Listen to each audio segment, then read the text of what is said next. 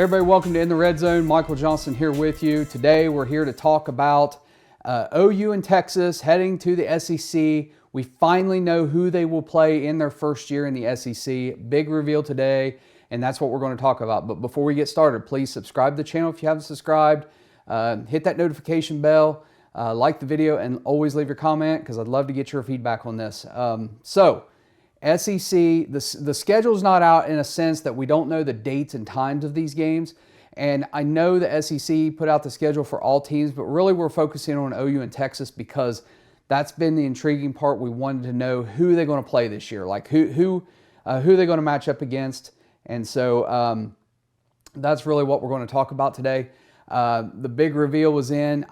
There was one surprise in here, which we'll talk about here in just a minute, but the SEC for 2024 doing away with divisions. We don't know what they'll do starting in 2025, but as far as 2024 is concerned, they're just going to play, I think it's 9 games, and then they're going to take the top 2 teams from the conference at the end of the year.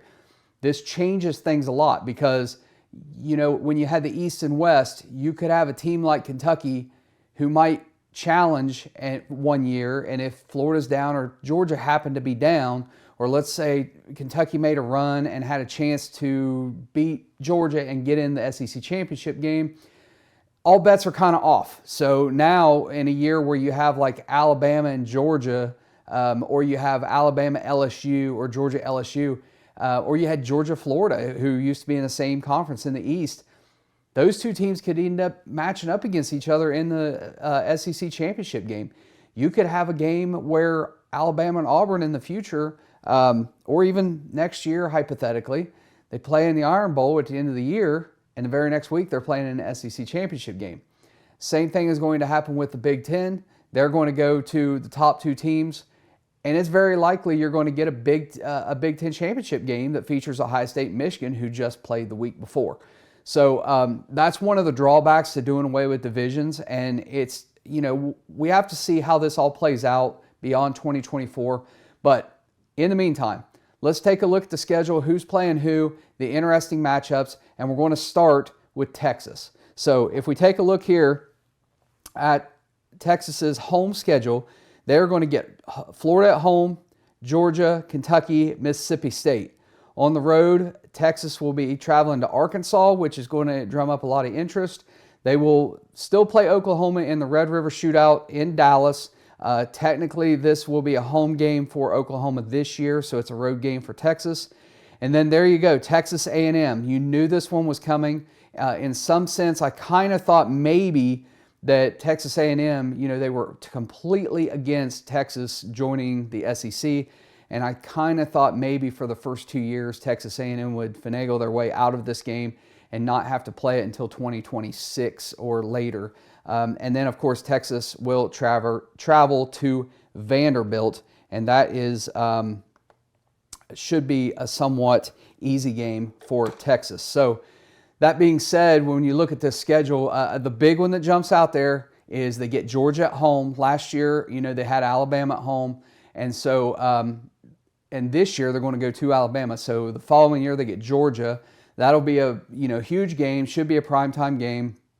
And the Texas A&M game going to Texas A&M College Station. That's going to be phenomenal. And everybody's been wanting this for a while. Texas A&M has really been against it. And so the rivalry is back, and Texas fans should be pretty happy about that. And so really a lot to look forward to as far as Texas' schedule. It's not too tough. I mean, you have Georgia there, and then, you know, Texas A&M's down right now. They're not, I mean, that's a rivalry game, so anything can happen. But, you know, it kind of replaces TCU in a sense. So for Texas, not too hard. It's a manageable schedule in the SEC, and we'll see how that plays out. And let's take a look at Oklahoma's schedule. So for Oklahoma, they get the big one there, Alabama at home. That's going to be big. You knew Oklahoma-Alabama was going to be in the year one because it's going to be a huge ratings draw for TV. It's going to be a big deal. South Carolina, you have Beamer at coach. You have Rattler at quarterback, who used to be at Oklahoma. He's coming back. Austin Stogner transferred from Oklahoma to South Carolina last year. He's back at Oklahoma. There's a lot of things going on there, which I don't think Stogner will play next year when this schedule takes effect. Rattler, we don't know. If he has another great year at South Carolina, he may bolt for the NFL. But if he is there, either way, with Beamer as the coach, he comes back to Oklahoma. So that's a big deal. The Tennessee game is the one that I was really surprised with, because Oklahoma and Tennessee just played a series not too long ago. So I really thought Florida would be on the schedule instead of Tennessee. The rest of the schedule, I'm not surprised. I kind of expected all this. Obviously, you're going to have Texas. That game should continue year in, year out. That's a rivalry game. They get Auburn, and then they're going to go to Auburn. They're going to go to LSU, which I expected. That's going to be a big game in prime time. They get Ole Miss, and then Missouri. Missouri, of course, used to be a Big 12 team, used to be a team that played Oklahoma pretty regularly. Not surprised at all that Missouri would show up on OU's schedule for that first year. So that's really a look at those two teams' opponents. Like I said, the only real shocker in this is the fact that Tennessee is going to be playing Oklahoma in the first year. I just thought that there was a chance for the SEC to, and I get it. So with the coach at Tennessee, I get it. He's coming back. He's Oklahoma. So there's that storyline as well. And these schedules are all about storylines. So I guess I shouldn't have been surprised about the Tennessee scheduling, but I just thought there were opportunities there for a different matchup. As far as Texas goes, honestly, if you look and compare these schedules, I think Texas has the easier schedule compared to Oklahoma. And I'm really anxious to see next year when the schedule is released where these games line up in the season. I'm also interested to find out, the SEC is notorious for cupcake games late in the season. That kind of breather game, with about 2-3 weeks left in the season. Who does Oklahoma and Texas end up filling that spot during their cupcake week? Because it is coming. SEC is not going to give that up. And so we'll have to see that. And then where do the rest of these games line up? We know who's the home and away. We don't know when they play.